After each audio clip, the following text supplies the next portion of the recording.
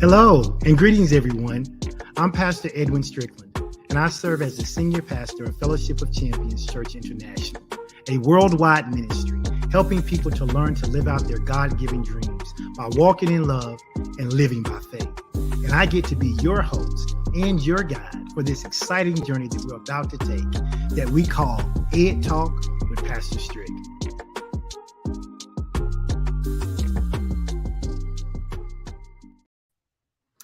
Hello, and good afternoon. I hope you all are having an amazing Tuesday. I am glad that you are back again with me. I'm excited to introduce another episode of Ed Talk with Pastor Strick, and I get to be your host again today. I am Pastor Strick, and you know every Tuesday we come together so that we can blend the realms of knowledge, instruction, faith, with real world solutions. Listen, whether you're on a quest seeking to expand your knowledge base, uplift your spirit, or to find common ground between the practical and the spiritual, I need you to know that you are in the right place today. Listen, together we come together each week to forge connections, to bridge gaps, to spark thought, to ignite curiosity, and to nurture our souls so that we can be the absolute best versions of ourselves that we can be. So without any further ado, you know what I ask you to do every time we get started. I ask you to run over there to those comment sections, and I ask you to make sure that you let me know whether you are watching this live or whether you are happen to be catching this on the replay. If you're watching live, you'll know it because you'll see a little red box in the upper corner of your screen, and it will have the word live there. If you missed the live, that's okay. The anointing is still going to be the same on the replay, and we hope you will absolutely take the time to watch the entire replay as it happens today. I have a dynamic guest with me today, and I'm looking forward to our conversation. So as we get ready to get into that, let me remind you, make sure that you let me know where you are watching from, and then make sure you use that share button to help me out with some social media outreach. What do I mean? I want you to tag your friends. I want you to tag your family members. I want you to put this on your page, share it to your story. Do whatever you need to do to get people in here so they can hear this conversation today. As you all know, I've been doing this mini series called The Blueprint, Lessons from Impactful Leaders. And I have another impactful leader with me today. And that impactful leader is none other than my good friend, LeMoine Robinson. Listen, if you ain't had the pleasure to just hang out with LeMoine, you ain't lived yet. As the old folks say, you don't want to go to heaven till you had a chance to just hang out with LeMoine. But beyond him just being a great guy, being an intelligent guy, he is a father, he is a husband, he's a serial entrepreneur, him and his wife Crystal. And today I just want to pick his brain about all of it. I want to pick his brain about what it takes to be disciplined to do what he does. Where does he get the fortitude? How does he stay strong? So we're just going to have a varied conversation. So you guys keep sharing, you guys keep tagging, and I'm about to bring my friend, Mr. LeMoine Robinson, on to the broadcast right this minute. As soon as I get this background out of here, there we go. LeMoine, how you doing, sir? I am well, Pastor Strickland. Pastor Strick, I am well. Thank you for having me on. I hold you and your wife in such high esteem, man. So to be here having this conversation with you, I am ecstatic. I'm tickled pink, as the old people would say. So yeah, man, I'm looking forward to this conversation. Absolutely.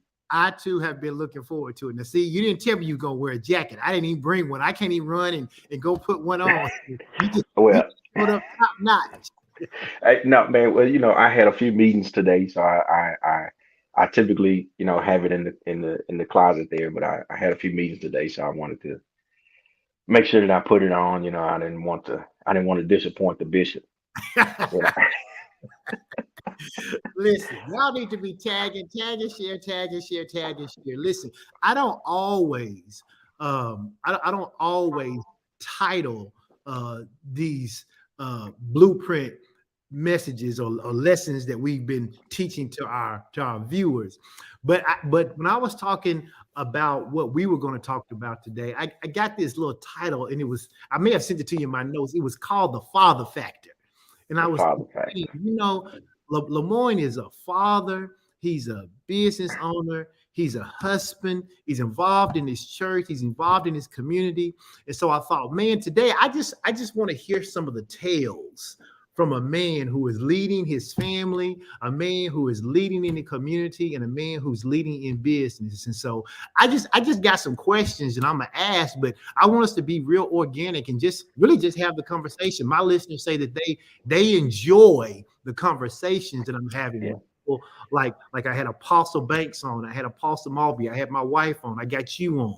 I've got some other people coming in December, and I just want us to have a conversation, man. So I'm gonna start by asking the question: will you tell us who you are? Tell us who. Some people may not know who LeMoine Robinson. I don't know how they don't know, but some people may not know. But let us know who you are.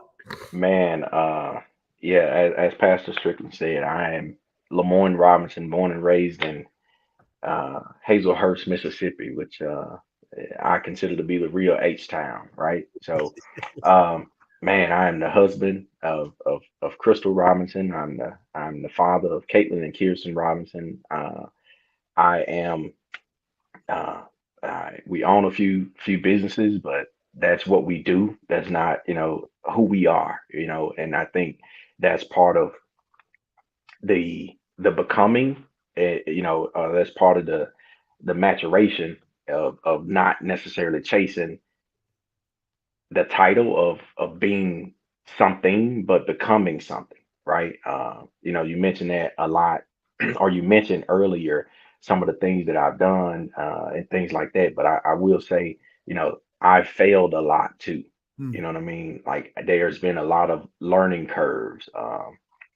You mentioned, and it just jumped out at me. But when you was like, being a good dad and things like that, like those are some areas that may not have always been the strongest, right? But who I am as a person, I am a man that is striving to be the best version of me that I can be, by uh, diving deeper and building a stronger foundation in the word. But in doing that, also trying to be as fruitful as I possibly can while I'm here on this earth, and generate as much revenue as I possibly can while I'm here on this earth, to support and secure my family while I'm here on this earth and beyond. Listen, and that's why I wanted you to be on Ed Talk Yeah. today, because literally the first thing you said, and this is what people need to learn from leaders. The first thing you said is, "Hey, I haven't always gotten it right. I haven't always stepped up to the plate and batted 100 every single time. I missed it. I struck out sometimes, but I learned from it." And what Yeah. I learned from that is that I can be better, I can do better, and I love this last part. I can generate more. And so Yeah. we're going to talk Absolutely. about some of those things because, as you mentioned, you are involved in business. I don't know if you mentioned it. I'm going to mention. You can talk about that Mhm. you are a State Farm insurance owner. You and your wife own. That's one of the businesses that you own. You Yeah. are also a podcaster. You and your wife do a podcast on Thursday nights. Talk a little bit about that podcast and what you guys have been able to share with other people about. And I love the name of it. I won't even steal the name. I'm gonna let you tell Yeah. the name of the podcast. So it really was one of those things where, it's called Love and Business, right? But it's my wife and I, we've done business together since we've done business, right? She may have done business before me because she was selling drinks at school and stuff, but I won't say what some of the items I may have sold, but Right. Statute of limitations may not be yeah. gone. So, but it was one of those things where we found a lot of people that were doing business together, or a lot of couples that were doing businesses separately, right? They just, everything was kind of separated. Whereas, we felt like marriage was our superpower, and we felt like that, but we didn't know how to really walk into Mhm. it early on, right? We didn't know how to really own that. So as we grew in business, when we first opened the State Farm Insurance Agency, it was man, my wife, she came to me and said, "Hey, I don't want to work for the government anymore." And we already had one daughter. She's pregnant. She's about to, she gave birth in August. We opened in October, and she was like, "I don't want to go back. I don't want to go back."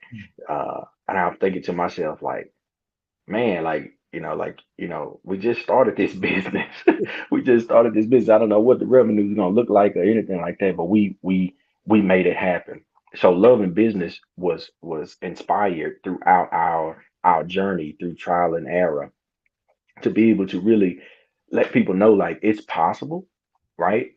It's possible. I'm not saying that every day is cookies and cream or that there's not any conversations that are tough conversations that have to be had. But in having those tough conversations, it's more powerful to be able to do business with your spouse, to be able to do business with somebody that is an intricate part of your team. Because as you build that vision, as you build that journey, and you're on that journey, it makes a world of a difference when you know that you have a partner that's ready to ride just like you are, right? That knows the same game plan that you know. And it's not like, hey, I'm thinking one way and she's thinking another way. We both know what the objective is. So Love and Business was inspired to continue to inspire and to share, our passion for entrepreneurship with others because we know that taking control of our family and our financial destination needs to rest with us, right? I With love us trusting in God, not necessarily just all on the corporate America side of things, right? We need to take ownership. We don't want our daughters to look beyond our bedroom to see some people that they look up to or to be able to see an example of what it looks like to work together and to succeed together, right? To win together and to share in the learning experiences together as well. So that's love and business, right? To help couples continue to grow, mature, in business and in love. And here's what I love about Love and Business. And go ahead and shout it out real quick. What time, well, how people who may not have known about Love and Business podcast, how can they watch? How can they interact? What do they need to go? So Thursdays, in Love and Business is the Facebook page, Love and Business, and it's every Thursday at 8 o'clock. Every Thursday at 8 o'clock, we did not do it last Thursday, Thanksgiving, and this Thursday we'll probably record it, or we may still be able to go live. But my daughter has a concert um, that on this Thursday, so my kids' calendar is starting to kind of. Uh, take over hours a little bit. So yeah, but typically it's on Thursday nights at 8 o'clock. And that's Like Central you said, Standard Time, right? Central Standard Time. Yep, I forgot we worldwide. So yep, That's right. Central That's Standard right. Time. We have to let them know. Absolutely, absolutely. Listen, here's one of the things I love about Love and Business, right? Because you and Crystal are both what I call serial entrepreneurs, right? It's not Uh, just this one thing. You guys are open to look at different avenues and different things. I typically don't call myself an entrepreneur in the sense that I'm starting multiple businesses. I look at opportunities, and if they make sense to me, I can it's go with kind of them. very I quiet. wouldn't. I don't typically call myself an entrepreneur.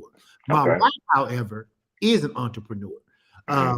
And one of the things I've learned from watching and listening to you and your wife on Love and Business is that you can be a supporter of an entrepreneur without being the entrepreneur yourself.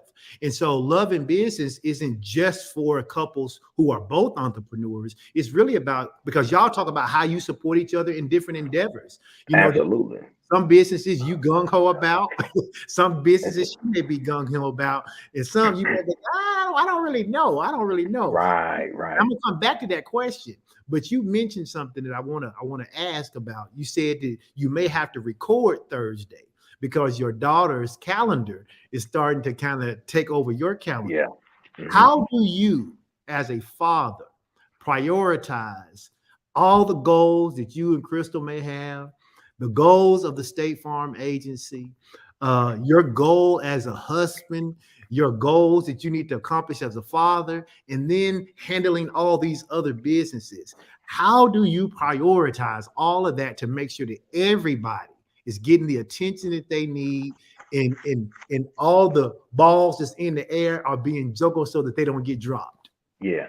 So that's a phenomenal question, man. And I'm not saying that I have not dropped a ball or all of them at some point. Uh, but what I will say is we try our best to incorporate our family in our vision, I love right? I don't want to.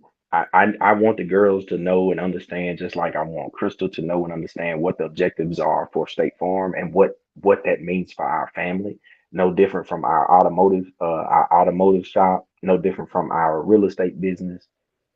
We we want to sit down at the table and say, hey, look, this is what we're planning to do, and here's how we plan to get there. In order to get there, here's some of the things that we have to do. So we go and we're closing on a property or something like that, our girls are at the table. So it. we try to incorporate them in as much as possible so that it's not me and your mom, unless we, trying to go on a date or something. It's not a me and your mom isolated event. It's a family unit. Like, hey, we're all a part of this. When we go and look at a property, then hey, this is what our plan is for this property. We're incorporating them into that, and that makes a difference because it's still time, right? And it's in my opinion, it's still life lessons.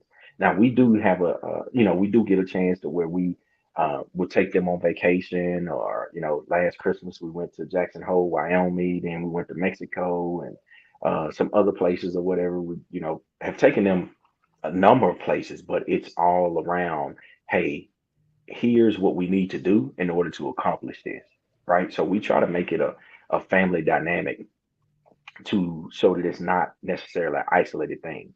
Now, I will say, from a just being transparent from a husband perspective, I have, probably I've probably given more time and attention to some factors of fatherhood more than husbandship, and the reason being on that is is sometimes tough conversations are hard to have, Yeah. right? And when and it's easy to start with a clean slate with kids and not mess it up than to undo some things with your spouse. And those are some moments that I had to grow through and still continue to grow through, right? So as we talk about visions and what it is that we want to do as a family unit, and then what it is that Crystal and I, how we want to continue to lead the family, then those things are super important that we are spending that time together. Crystal and I planning and providing that vision for our kids, what we want that to look like, but also understanding like what it is that we need to do as parents and as husband and wife to make sure that we can secure that. But being able to just spend the time with the girls and things like that is really letting them in on the plan. We're not necessarily trying to keep it a secret and say, hey, yeah, you don't need to know how much we pay for this house. No, you do need to know how much we pay for this house so that you can know, okay, well, when we sell it, then this is the idea. Or yes, we rent it, this is the idea. Like, hey, I paid this amount, this is what I owe the bank for it, and this is what the people pay me rent for it. So yes, we make money from this every month. This is how the game is played. So we try to incorporate them as much as possible in there. I hope that answers your question. It seems Oh, like I said so much. it absolutely did. And people who are watching this, they may be assuming, oh wow, LeMoine is very accomplished. He's talked about owning the State Farm agency. He's talked about the Meineke business. He's talking about real estate. I know personally, you guys used to own a large Amazon supply company. I mean, Yeah, when people hear that, they go, wow, he must have grew up seeing his family do this. And Crystal, she must have grew up seeing her family do this. Man, they must have really came from had a silver spoon in their mouth in order to get this leg up to be able to be so young and do all this. Would they be wrong in assuming that? man, I'm talking about they would be mega wrong. So I'm talking about like everything about it is wrong. Now, Crystal, on the other hand, I felt like that they were rich because she got a car when she got a brand new car. when she was in school, I had to spend $1,200 on my first car. That was all my graduation money, every bit of it. My dad gave me a $500 cashier's check, and the rest was graduation money. I spent $1,200 on my first car, 1986 Chevy Capri. It was nice to me. 86 I Chevy liked it. Capri. Yeah, in the heat of the night type car. Yeah, But right. no, man, no. I didn't know. I didn't really know that we didn't have a lot. I grew up. It was a really a two bedroom, no, a three-bedroom, one bath house. Yeah. I didn't I didn't know that we didn't have a lot, until later on, right? I grew up in a house where we used Ajax as bubble bath. You know what I'm saying? Like that was you you got all the grease off of you. I didn't know I didn't know that wasn't a thing until Crystal was like, "Hey, get some bubble bath." I'm like, "Oh, okay." And I come back with some palm olive, thought I was doing something because it wasn't Ajax. But Something that was stood up real good. man, if you get in there and shake your hand in there like you're So, having a seizure. so I asked that because I knew that was the case. So I want you to set the Yeah. stage for people to say, "Hey, I didn't come from that."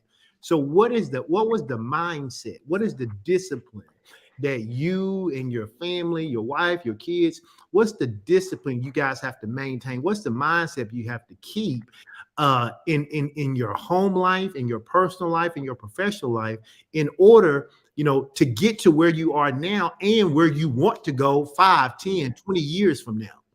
Well, first, it started with just um, really a desire to want a little bit more, right? Because the people that I saw in my community, like the the front runners, so to speak, they were supervisors at a factory or something along those lines, right?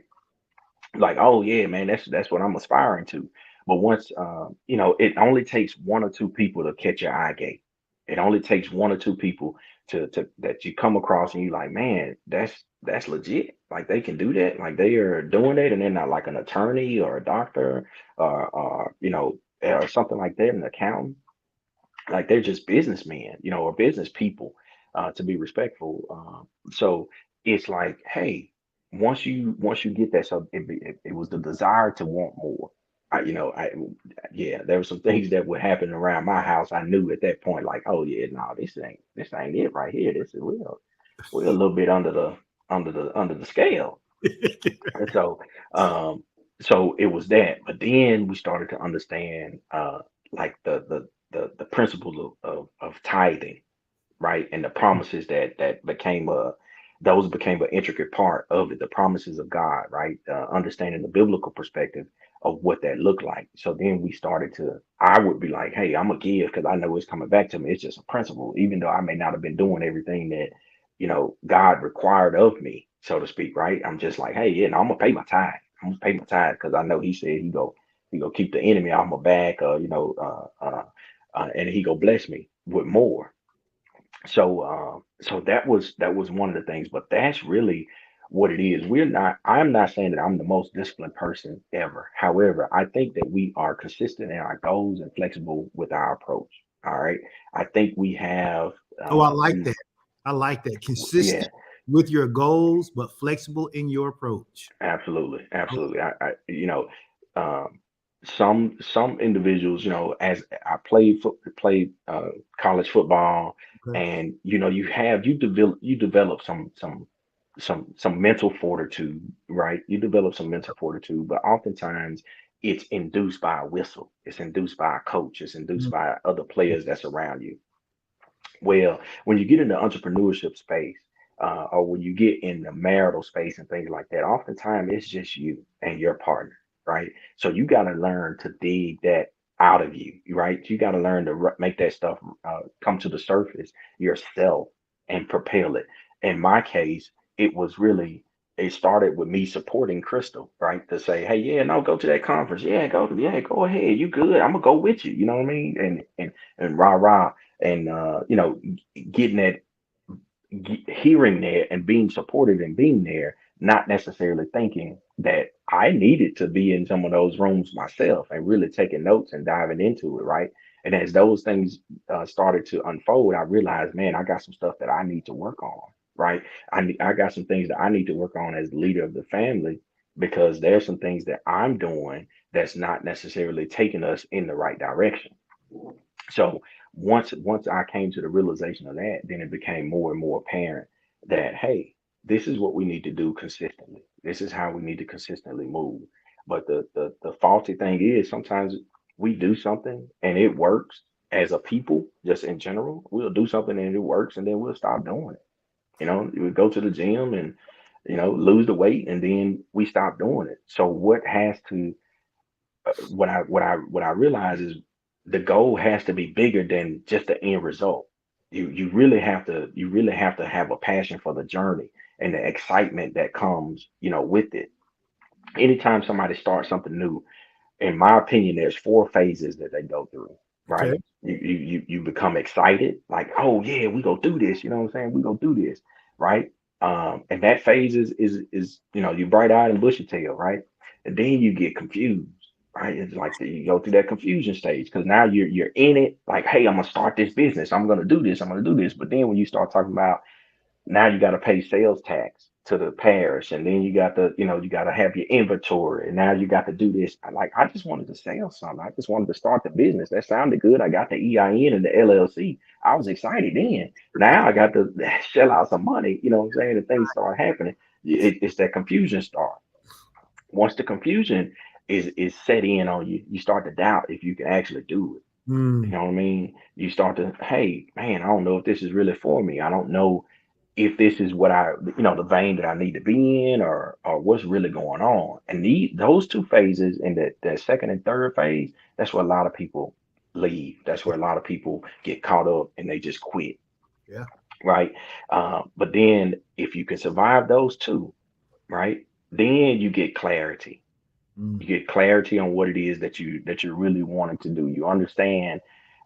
You start to understand, so you're not confused anymore. You know what the result of it can be when you operate clearly, so you're not doubting anymore, right? So now you've overcome those four steps, right? You went through those four steps, and now you're able to continue to walk, and that is the journey, yeah. right? But and you repeat that time and time again in different operations, right? Because another opportunity may come up, and you like, oh, I have no clue about the trucking industry. Well, I know the four phases that I'm probably going to go through. So let me try to, you know, curtail some of these and shorten the span on some. But this is the opportunity that's gonna create generational wealth for my family because I know we just want residual income.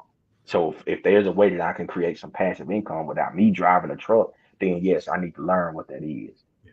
Yeah. and then go through those phases. I don't know where you were 22 years ago, but I needed that before I started ministry because those are the four phases. you Yeah, you excited about starting the church. You're excited about how you're yeah. gonna bless people. You can't wait, and then you start doing it, and folks get to acting a fool, and you be so confused.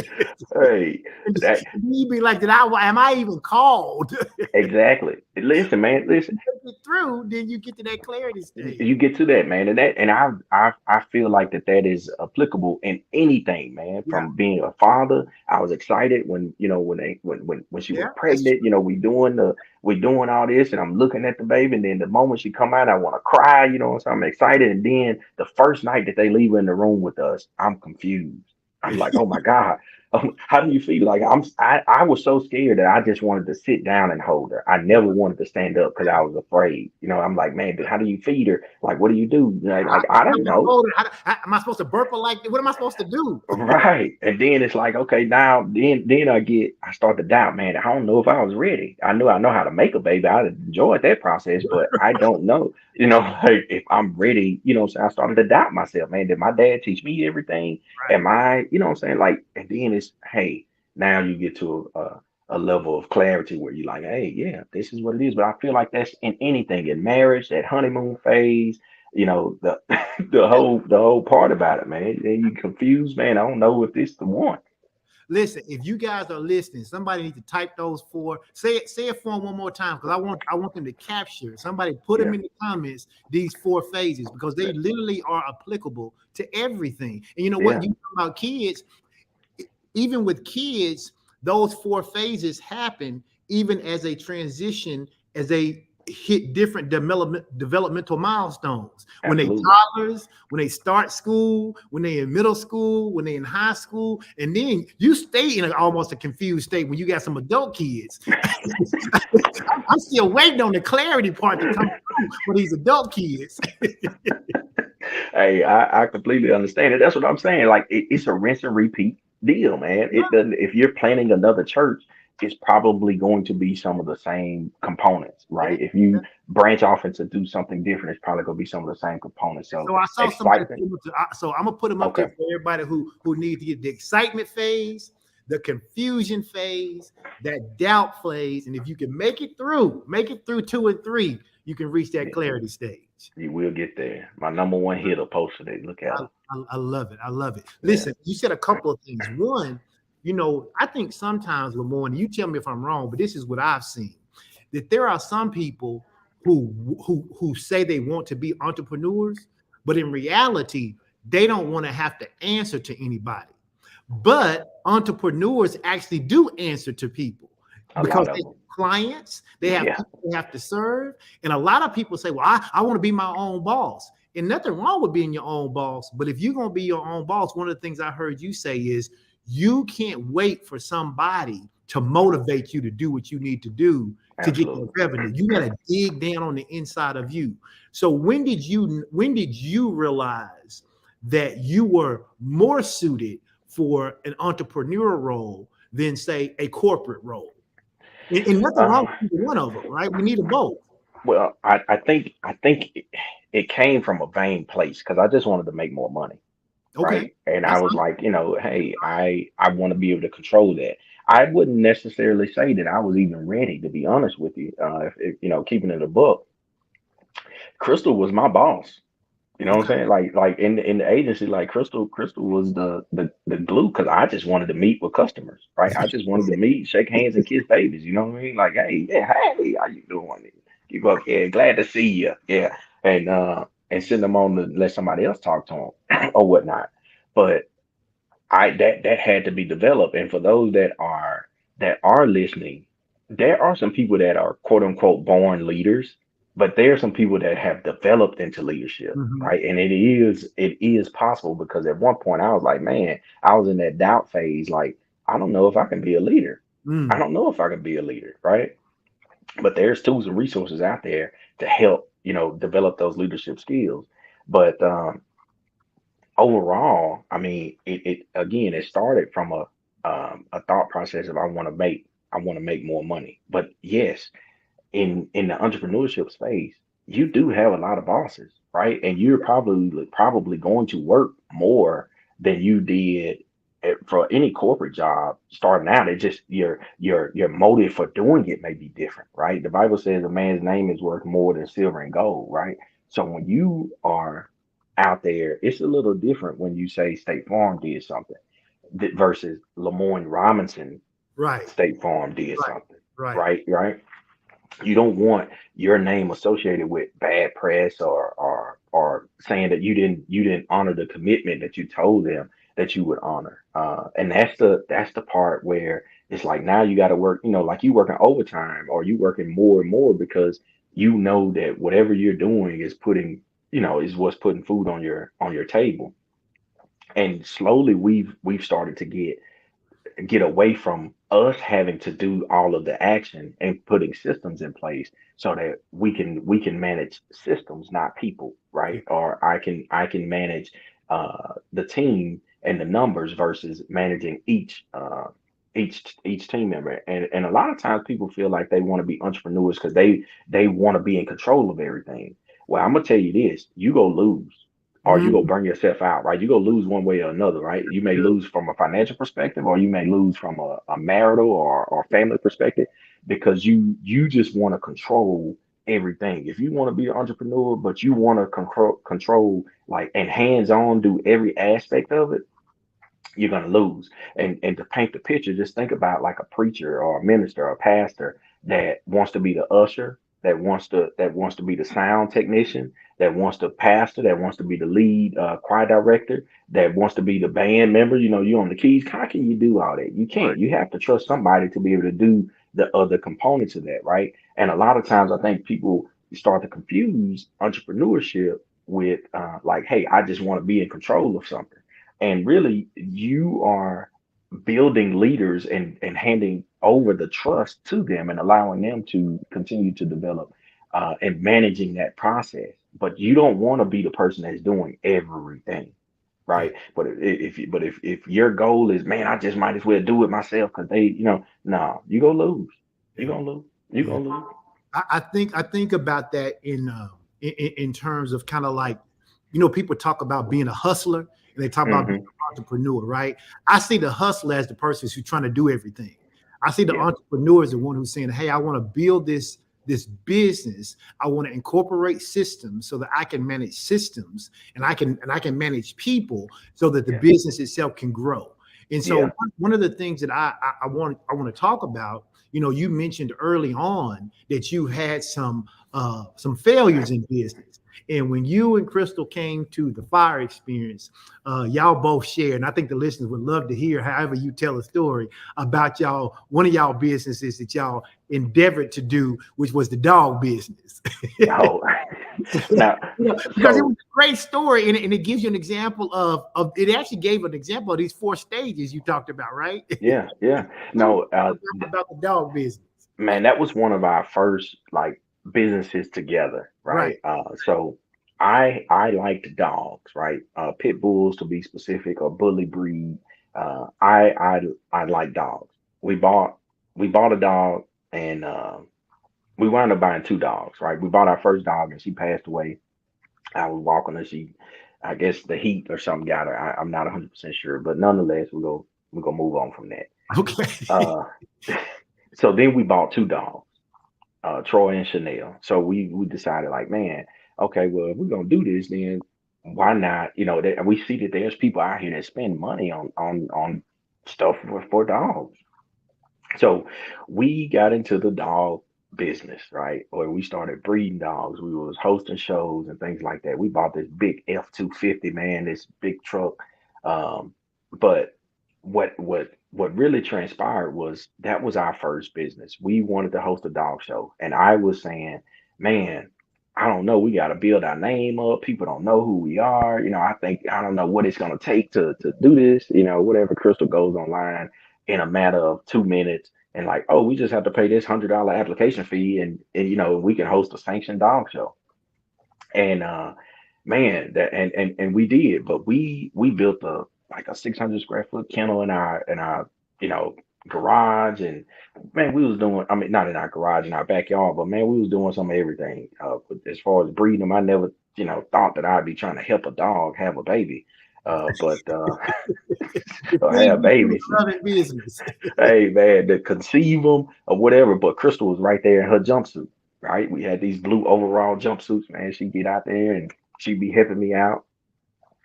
She was right there with me. But the first dog show that we did, I think we grossed maybe about 20,000 or whatnot. We did it. It was a double dog show. It was a super success. So now you have folks in the comments attention. Okay. now you got their attention. Okay. So So, go. So talk about how y'all decided to do this first dog show, because I think this is what people don't understand sometimes is that, I'm at fault sometimes, right? I want things to be perfect sometimes before I. yeah, My yeah, wife is the kind of person, we laugh about it. My wife is the kind of person and who I'm at fault sometimes, right? she's gonna build a plane Yeah, as she's flying it. I like to have all the instruments tested out. I yeah, want to get 10,000 hours of flight time before I put anybody on board. She like putting people absolutely. on a plane with no seats. It's like just stay all Just on. get on. Absolutely. That is Crystal Robinson uh, to the T. So yeah, I was that dude that I'm like, hey, listen, we need to kind of get on the scene, promote ourselves a little bit, let people know who we are as a kennel, right? It was the Louisiana Bully Kennel Club, was the name of it, LBKC. So we need to promote ourselves as a kennel so people will know us, and not really understanding like, hey, these people don't care about us, no way, right? They just want to be able to show their dogs and get points so that they can build championship dogs. Mm, That's it. I was so vain and so into. oh, they want to know who we are, you know what I'm saying, and all this. And Crystal was like, nah. Went on there, we paid that $100. And I think I don't know if we had to mail them a check or whatnot, but they said that hey, we are approved to do this dog show. And we had been going, man, to Georgia and Texas to these dog shows. Um, and we saw, man, I'm like, man, these people are paying $20 per entry, like for your dog to be in the show. Most of the time, they're having two shows in a day. Some people have upwards of 6 to 8 dogs. Mm, They're paying for a 10 by 10 space that may be $200. If it's a front ringside, then it's 350, $400. And I'm like, man, so we started to do the math on it. It was like, man, yeah, this is doable. I called around, found a place, uh, uh, the UNO something gym or whatever, and it was like $2,000. The pipe and drape was like another 1,400 $1,400 or something like that. And then you had a dog show. You know mm, what I'm saying? Like that's all you really needed. yeah, You know what I'm saying? Like that was the extent of it. yeah. But I overcomplicated it so much by incorporating what I thought other people were gonna think. Mm, You know what I'm saying? What did I need other people to think versus just like, hey, let's get in motion and let's do this because this is something that we want to do. And I think that's what holds a lot of entrepreneurs back, just in general, or people just from moving on business ideas because they get the idea and then they want to know what other people are thinking, right? mm, And this is something I suffered from for a long, long time, and I can't say that I still don't ask myself, like what are you thinking? Do you think this is a good idea or not? Uh, it doesn't matter, and it didn't matter then, right? Because $20,000 later when we had this chase zip up bag, you know what I'm saying? I'm talking about, I'm feeling like, man, everybody watching me. I'm tucking this thing. I'm talking about, I hid it under my sock drawer. Like, right. bro. But that was the thing. So when we put that flyer out there and those registrations started to come through, it was like, man, okay. And shortly after we did it again. As a matter of fact, that funded one of our next business ventures. So it's almost like it started to build up, right? Like, Gotcha. hey, we started here, we did this business, and it made some money, and now we can catapult and do this next business, and we made money like that.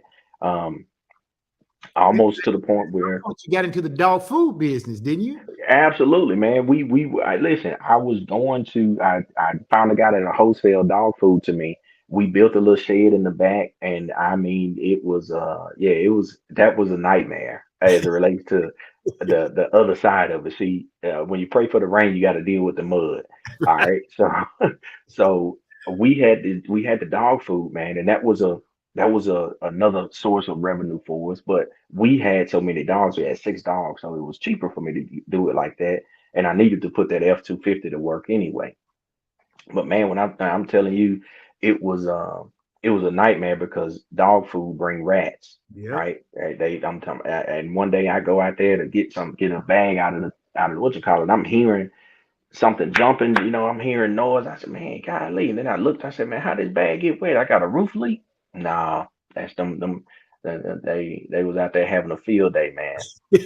And so that was a whole nother situation. But those are some of the things that, had started that doubt phase. Like, man, what am I doing here? Should I be doing this? Like, man, what's going on here? Right. Or when, yeah, when your wife is in disagreement, or not necessarily in disagreement, but kind of in disgust, like, man, like, oh, what are we doing here? That we did this, what I'm saying, in our backyard. You know what I'm saying? Like, what does this look like?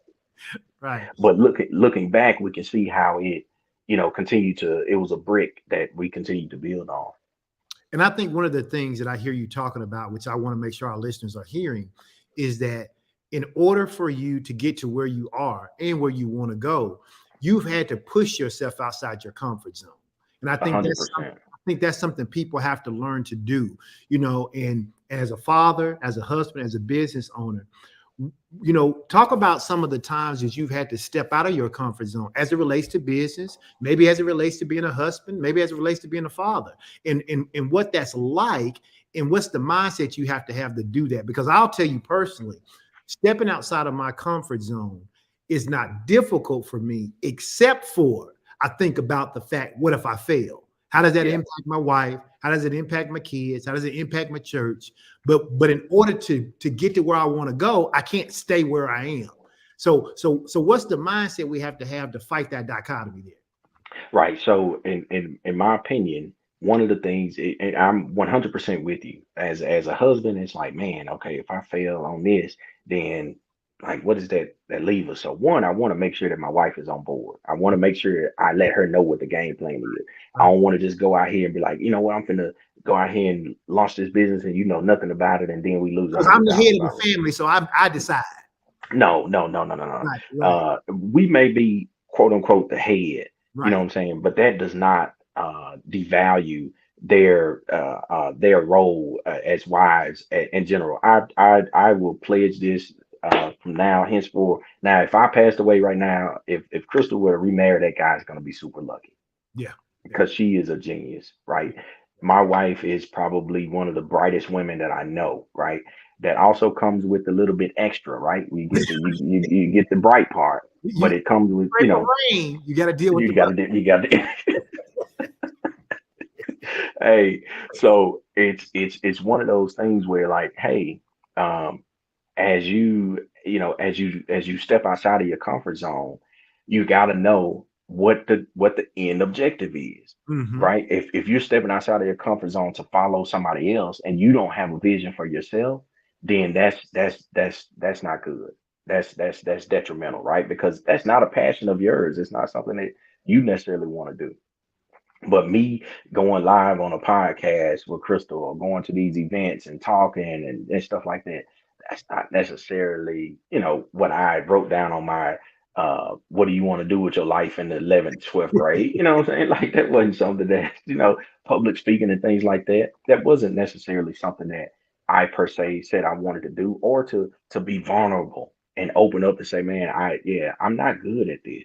Right. Because as a man, especially growing up in where I grew up, it was like, hey, you don't admit your faults. You know what I'm saying? You just silently try to work on them, or you just shy away from that altogether, but you don't admit it, right? So becoming vulnerable and opening up and saying, "Hey, look, yeah, I'm not that good at that, but I'm willing to get good at it. I'm willing to work at it. I'm willing to, to do what it takes to do that." That's really the what I feel like is the key component. I be the first person to tell Crystal I'm okay with pulling over and asking for direction. Mm. You know what I'm saying? My pride is not going to be what causes me to fail my family. All right. I'm okay with asking her for her help. You know what I'm saying? Because again, my pride will not be what allows me to, what causes me to fail my family. I'm okay with paying for help, right? Because it's not going to be my pride or my bullheadedness that says, oh, I thought I knew what I was doing. I thought I knew it. What I thought I knew was the idea that I wanted to do it. How to do it, I didn't know. So I needed to get some resources on that to try to help, right? And that's the thing that I feel like is probably the most challenging, and for a lot of people, especially men, is that they're in some instances they're a little bit more prideful than they probably should be, and they probably take pride in the dumb stuff versus taking pride in being a good husband or a good father. Or a good, just good person in general, man.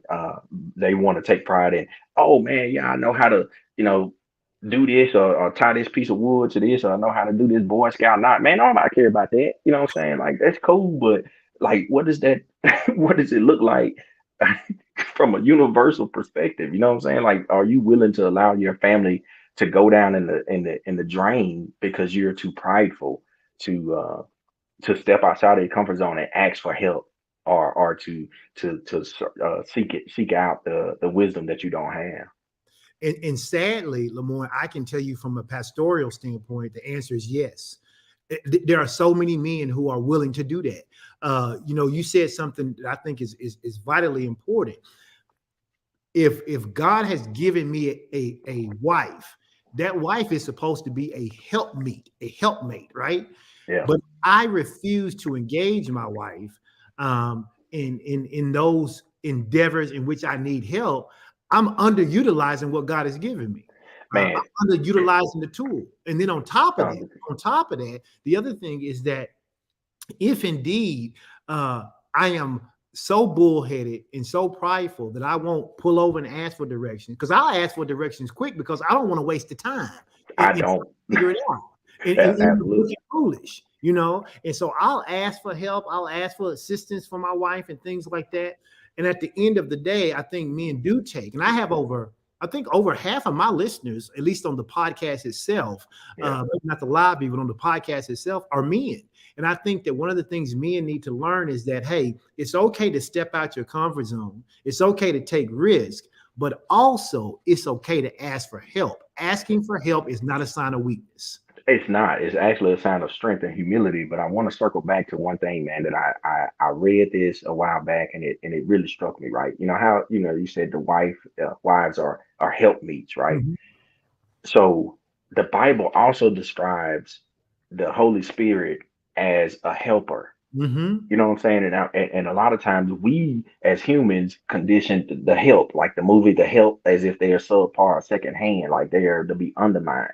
Like the most powerful thing that God left us here on this earth, the Holy Spirit, is described with some of the same words that He's saying that your wife is to be to you. Come on. Come You know on. what I'm saying? And I'm like, man, if I don't respect and appreciate that, then I'm just, this is just as useless as a screen door on a submarine, bro. I knew I was going to get a good one today. Say that one again. Listen, I'm useless, man, as a screen door on a submarine. and you don't need a screen door on a submarine. Just no more than you need wheel pedals on a wheelchair.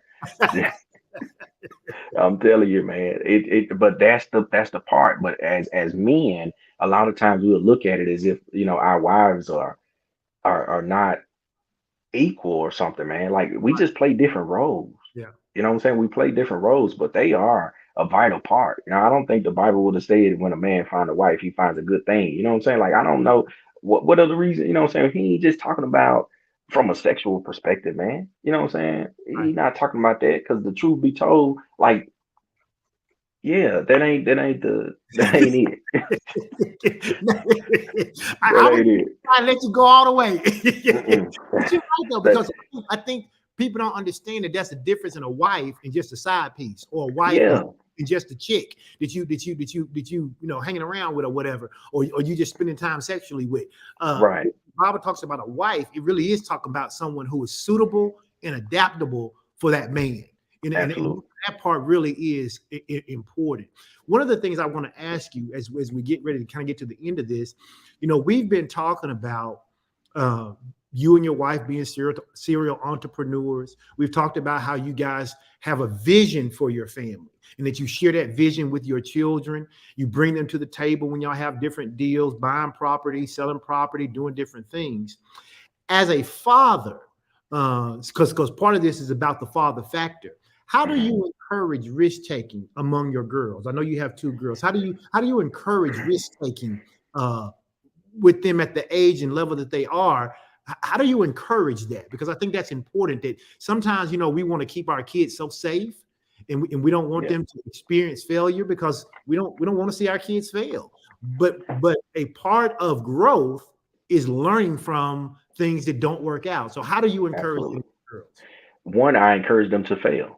Okay. Right? That failure, because I understand that that is like, hey, you have to try it, and we don't count it as a failure. We count it as a learning experience, right? Right. Like, hey, it's okay to learn and try again. But secondly, and first and foremost, I encourage ownership, right? Like, hey, you want to kind of, we want to, because the person that owns the cookie controls the cookie. You know what I Mhm. mean? Like, hey, we want to be the people that are able to make the decision as it relates to it. We want to control our destiny. So, what does that look like, right? I had a tenant to call me for something, and my daughter, my 8-year old Kirsten, she said, um, so she has an expectation to have all new appliances in a rental property, but the government is paying for her, government, so right. I'm like, yeah, she was like, well, why wouldn't we do it? Uh, I said, well, listen, what she has in there works, right? It does, no doubt about it. It works, everything is good. With it, it passed code. But from a revenue perspective, what does that look like if we go and spend $2,000, $3,000 on appliances? Right now, we got to deduct that from what we make from the property. So encouraging them in that capacity, and also sharing with them when we mess up, Mm, right? yeah. We bought a property. They were sitting at the closing table cheesing with us when we bought it. We was happy because we was like, this is part of y'all legacy. This is going whatever, whatever. And find out it was a fourplex that was zoned for a single family home, had been rezoned, right? So we couldn't use it in the capacity in which we Bought. desired to use it, right? Hey, well, we had to let them know that. You know what I'm saying? And I had to let my wife know, hey, I made a mistake. You know what I'm saying? I don't care if we made the decision together or not. I made a mistake, Yeah. and this is what, this is how this is transpired, and here's what we need to possibly do to fix it. Yeah.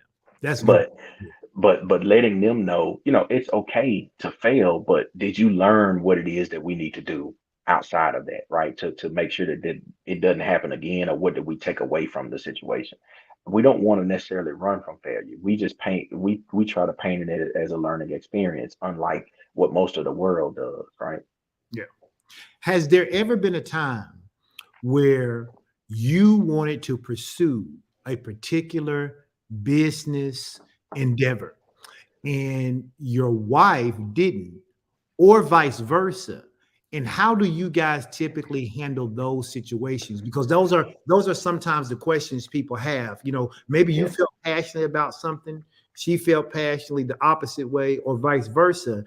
As a family unit, how do you typically, what's, even if you don't do it that way, what's good advice for working through it? Yeah, so I think the biggest part is having an overall arch and vision, right? Does this take us closer to, completing the vision, or a step closer to the direction that we want to go? Or does this, keep us the same, or possibly, take us off course, right? We don't necessarily want to open up a gentleman's club, even though it could be profitable, but that's not a part of our core. That's not a part of who we are as a people. So yeah, that's gonna be something that's gonna be a no. Right. That fourplex was something I wanted to do and Crystal didn't want to do. So Okay. Okay. she said she didn't think that it was the season. It was time for it. So, And so lo share, and behold, share a little, because I think people will gain from this. So share a little bit about that. So you wanted to buy it. She kind of yeah, felt it wasn't the season. We know absolutely, you told us in the end it was rezoned. How do you, as the husband, the father, then work your way out of, and not even out of, but how do you get, how do you swallow that one? man. In small bites. Listen, when I found out, so yeah, so we had just finished flipping a property or something like that, and it wasn't the best flip. We had some janky contractors or whatnot that kind of but I was like, hey, real estate is a part of the portfolio, like that's a part of the vision. We Right. know that creates residual income, so this property is up. This guy from our church, he brought it to me, and I was like, okay, we got with the realtor. She, we walked through it several times or whatever, but Crystal was like, man, this ain't, nah, I ain't feeling it. Like, I just ain't got the green light. I just don't feel like this is what we need to do. And I'm like, what do you mean? Like, this fits in the wheelhouse. You know what Yeah. I'm saying? It's real estate, I tell the truth. How'd you feel when it was something you wanted to do and she was saying that it wasn't the time? Did you feel a little certain way? I did, yeah, because I was like, man, like, You what's don't the, do that, right? yeah, like what's the deal, right? And I'm not the most vocal person either, you know what I mean? So when I said it, I'm like, hold on now, you know what I'm saying? Like, why you rejecting my idea? Why you know what I'm saying? Because like There we it's go. yeah, it's a lot of things that's going through my brain. So she was like, okay, she kind of reluctantly, I mean, just like, all right, yeah, go ahead. And I knew it was kind of, you know what I'm saying? But I was like, bet, green light, you know what I'm Relax. saying? Yeah, say less and did it, man. And yes, at the end of the day, it cost us some money. Yeah. It cost us some money because I bought the property for 80,000. I held it for maybe 7 or 8 months, trying to see if I can get it rezoned. So between insurance and upkeep and all that type of stuff, like I lost money because I had to sell it for a little bit less, which I think we may have sold it for maybe 70, 75 Yeah. or something like that. But you know, at the end of the day, I was like, hey, that really made me realize like her connection with God is real. You know what I'm saying? I was like, I need to, Like, you do I hear need from to get God. I need to get me a landline because my connection is bad. You know what I'm saying? Like I ain't hearing I ain't hearing it good. My signal got You be interrupted. dropping calls. Yeah, something, man. So but that continued to reaffirm um what that looks like from a a union perspective, right? So I take into consideration Yeah. my wife's opinion heavily, Yeah. right? So we talk through it. We talk through some things, and most of the time I have to understand why. So if she's giving me an objective objection to something, I'm like, okay, well, look, help me understand why, what your objection is to this, so that I can now um I can reframe this in my mind and Yeah. then say, okay, well, yeah, that makes sense, or that makes sense, or the next thing that I do bring to the table, then I can be knowledgeable to understand that this is an objection, or this could possibly be something that could be troublesome, so let me make sure that this deal doesn't necessarily have Because in relationships, especially among people who love each other, it can feel like the person is not rejecting the idea, but they're rejecting you. that. And 100%. it was one of the things that Pastor Sean and I have had to work through, just because we are so different. She is a very big picture, visionary kind of person. I tend to get more in the weeds and the details of things. Yeah. I tend to, because of my training as an educator, I tend to always look at things with a backwards design approach. And so I'm looking at all the things that could go wrong so that you can mitigate them first, as opposed Right. to getting into it and then figure them out as we go. Both of Yes. them have their strengths and their weaknesses, but when we come together and she would come to me with these vision and these ideas and these plans, I would start to do that backwards design kind of approach, and that felt like me rejecting her idea. Um, 100%. so I think that many times couples have to learn that, we use a phrase now that really has helped us, and that is, we are not each other's enemies. You know, Right. and that if she has an idea and I have pause about the idea, it has nothing to do with her thinking. It has nothing to do with the way she evaluates opportunities. It has nothing to do with the fact that I don't trust and believe the God in her. It's Yeah. just the way that I work. And she had to learn to sometimes even go to other people and work through some of those ideas, because before she brought them to me, so Yeah. that when she brought them to me and I started talking, she knew I wasn't picking them apart. And I think people miss that sometimes. And we talk about that through relationships 101. I've heard you Yeah. guys talk about it in Love and Business. You just gave a great example of it there. That when we are working together, and I think one of the lessons people can learn is that, especially for those who are married and doing business of any kind together, doing life together, is that you have to be able to understand not to take everything personal. Everything Yeah. can't be personal. Right. No, you definitely gotta learn that. It's a form of the communication just in general. But yeah, Crystal will come to me with ideas and I would be like, oh, okay, well, how we gonna do this? Or we gotta do this, we gotta do that. How many people we and for her, it's like, bro, you just took me out of the stratosphere Yeah, back yeah. down to under the earth. You know what I'm saying? Like you didn't even, like you just killed my whole vibe. Parade. You sent the ice storm on the parade. Man, what? I'm like, but I'm trying to just map through this. Like I'm not against you. I'm just trying to map through it, like to help me understand the plan, so I know what we need to do. Yeah, But for her, it's like, hey, let's just keep dreaming for a second. yeah, Reality is gonna come, whether we want it to or not. It's going to come if we're going to bring this to fruition. So why we don't have to rush it, you know? And the truth of the matter is, some situations are so fluid that we can try to map it out yeah, now, and yeah, then we get to that page, it's totally different. So we done spent 2 or 3 months trying to overcome an objection that hasn't even presented itself yet, for us to get down the line, and it's a totally different dynamic. yeah, yeah. So Absolutely. let's not spend that energy now. Let's cross that bridge when it gets here, right? Each day will take care of itself. That's what the good book say, right? That's what it said.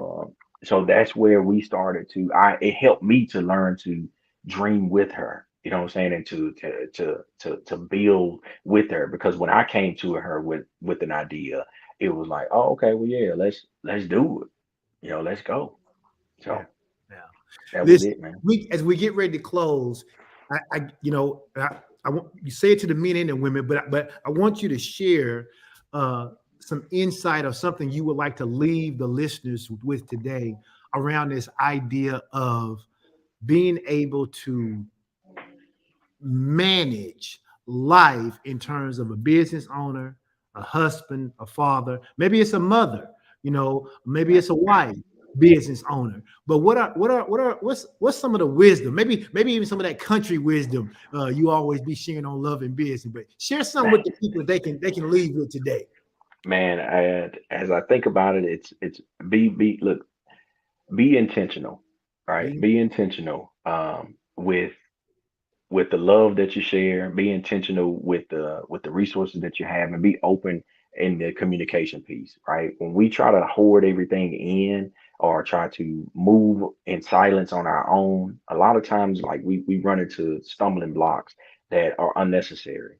From a business perspective, this old guy told me one time that money and money is a lot like cow manure. If you let it pile up in one spot, it just stinks. But if you spread it out over some stuff, it helps it grow, right? So be okay with investing in yourself. Be okay with investing in your family. Be okay with investing in your wife and having those open dialogues, those tough communications, those tough conversations, or crucial conversations, as you guys call them, that will help. It may seem like it's a step back, but I promise you, it builds a strong step up. So that as things continue to arise, then you guys can have that platform to stand on to have those conversations, but including your family in everything that you do and understanding why you're doing it, I think is most important. So creating that vision, making it plain, and including everyone in in it that needs to be in it. Mhm. Everybody don't need to be in it, right? Right. But everybody that needs to be in it, that's a part of it that it's going to affect. Then you need to include them with it. I like that. And I loved how you worked one of them sayings. And you need to write you a book called LeMoine Isms. Hey, So, listen, man. down somewhere. Make sure you pass all your LeMoine isms down to the next generation. Listen, man. I maybe one day I hope they get to understand them. Sometimes, man. Sometimes it may not make sense to them now, but maybe it will later. It's a great point, though. I love that. Don't put all your money in one place because it'll pile up like manure and stink. Spread that stuff That's around it. so other things can grow from it. That's it, man. It's more beneficial like that. I love it. Lamar, I appreciate you, man. Thanks. So I know you got a million things to do. I appreciate you when I asked you for just saying absolutely, for being flexible with the date that I chose, for showing up on time, and for blessing our listeners. I appreciate you. I encourage everybody, make sure on Thursday nights, I bowl on Thursday nights, but I have y'all in my ear while I'm Yeah, bowling, listening to Love and Business on Thursday nights, because appreciate it. not only is it informative, it is also entertaining. If you have not seen Crystal and LeMoine interact on Love and Business, you are missing out. So make sure you mark your calendars for that. Man, I appreciate you. I hope that you enjoy being here. It won't be our last time. We'll get together and do some other things because I think you have a lot to share with people and they need to hear it. Hey, man, I appreciate the opportunity. I appreciate all that you guys are doing for Fellowship of Champions, for Ed Talk. I really do admire you and your wife, like big time. So it warms my heart to call you guys friends, but more so individuals that we look up to as spiritual leaders. So Well, I appreciate that. Likewise, the feeling is mutual. Listen, I'm gonna say bye to my audience. Don't go away. I'll be right back with you in just a minute. All right, guys. Thank you so much for joining in today. I appreciate it. I hope you enjoy LeMoine. I always enjoy talking to him. Anytime that Pastor Sean and I get a chance to hang out with him and his wife Crystal, it is just a great time. And so I hope you listen to the wisdom that he was able to share. I hope you will think about it. He left you with these words: be consistent. Be consistent. Be consistent in your walk as a husband or wife. Be consistent in your walk as a parent. Be consistent in your walk as an entrepreneur or as an employee. Be consistent. And most of all, be consistent with your walk with the Lord. LeMoine talked a lot about his relationship with Holy Spirit and with the Word and how that has attributed to his success. And I don't want that to be undershot. And so I want you guys to think about that. And as you go out this week, remember, be consistent. All right. I'll see you guys the next time we come together. I appreciate you. Remember, we show up every Tuesday because we want to make sure that we bring together both the practical and the spiritual so that you can be the absolute best you can be. All right. You guys have a blessed day. Bye bye.